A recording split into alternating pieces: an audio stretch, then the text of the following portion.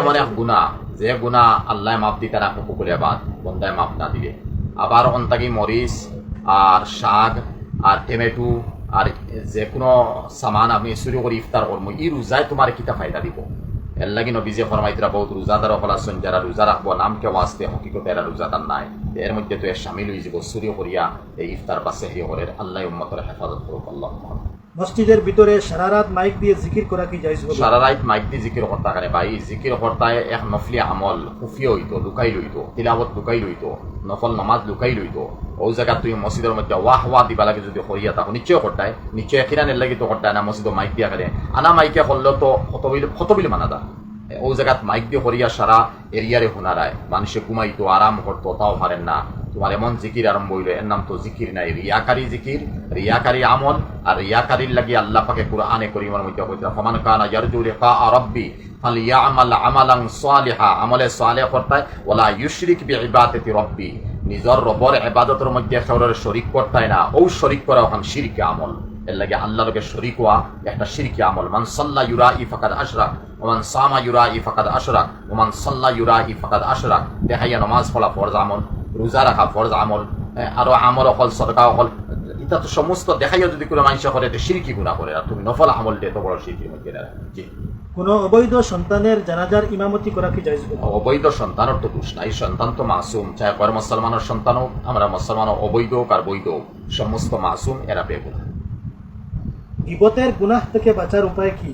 অনেক আলিম ওয়াজের মাইকে পরে গিবত করেন, তা কি জায়েজ হবে? গিবত তাকি বাঁচার একমাত্র উপায় ইয়া থাকলো যে আমি আমার বাজু দেখতাম, আমার কমজোরি দুর্বলতা কতখান আছে, আমার আইব কতখান আছে, আমি আমার আইবর দিকে চাই না। আপনি আইব মে জরা করে ইনসাফ কৌন হয় জো হয় বে খাতা ও কসুর, শাইরে যা হয়েছিল নিজের আইবর দিকে দেখো, নিজের জিসিমর দিকে দেখো কত আইবাল আমি আছি, সে খাতা আর কসুরি থেকে পাক পবিত্র আসুন। আর হুকুকুল ইবাদ, এই হুকুকুল ইবাদ বন্দায় মাফ না দিলে আল্লাহ মাফ দিতা নাই। কিয়ামতের দিন হাসান বসরি রহমতুল্লাহ আলাইহি ফরমাইনা আমি কোনোদিন গিবত করছি না, যদি গিবত করতাম তে নিজের মার হল্লা মানে মানুষ করে ইয়া আল্লাহ মার গিবত কি তালাই হল্লা অনে বলে গিবত হললে তো জান গিবত করমো তানে আমি নেকি দিমু, তান গুণা আমি আনমু। আমার মা মালাকি হকদার, তাই আমার নেকি ফাইতা আর আমি তান গুণা আনি আমি জাহান্নামে দিতাম, মারের জন্য তো দিতাম। আমি কোনোদিন গিবত করছি না, করলে মার হল্লা মানে এর দ্বারা বুঝা গেল গিবত হললে জান গিবত করমো তান গুণা আমি আনমু, আমার নেকি তানে দিমু। আর দুই নম্বর কিছু আলিম হলে প্রশ্ন আইসে মাকি তুটিয়া ফরার গিবত করেন বাইয়ে নহল আলিমক্কা নন আলিমক্কা গিবত কোনোদিন যাইস নাই, নাম না দরিয়া ফরক্কা কোনো মিসাল হিসাবে হোক্কা যে তার শরীয়তে জাইজ করে দিছে ওলা এখতিয়ার ফরক্কা গিবত লাগিয়ে দিবা। কোন নিষ্পাপ বাচ্চা মারা গেলে তার কি কবরে সওয়াল জবাব হবে? যখন মাসুম বাচ্চা মারা গেছে তার তো কবরে সওয়াল জবাব নাই, এত মাসুম। আল্লাহ আমরা পড়ি না আল্লাহুম্মা জাআলহু লানা ফারাতাম ওয়া জাআলহু লানা আজরাম ওয়া যুকরাম ওয়া জাআলহু লানা শাফিআম ওয়া মুশাহি, সুপারিশ করনে বলো হইতো আল্লাহ তার সুপারিশ আমরা হক কবুল করতে হন, আমরা দোয়া করি।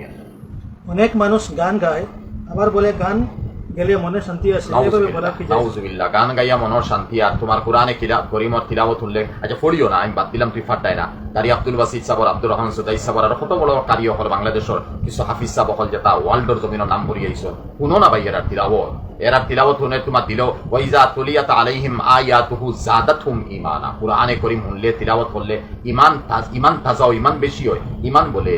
এখন গান শুনিয়া তোমার দিল তসল্লি দেয়, তুমি শয়তানের গোর বানারায়। নবীজি ফরমাইছেন গান বাজনা ড্যান্স বাজনা যন্ত্র আখেরি সময় বেশ হইব, আর ইতা জিনিসের জিনার দাওয়াত দিব, মানুষ জিনার দিকে কারণে লিপ্ত বেশি হয়। আল্লাহ উম্মতের হেফাজত করুন।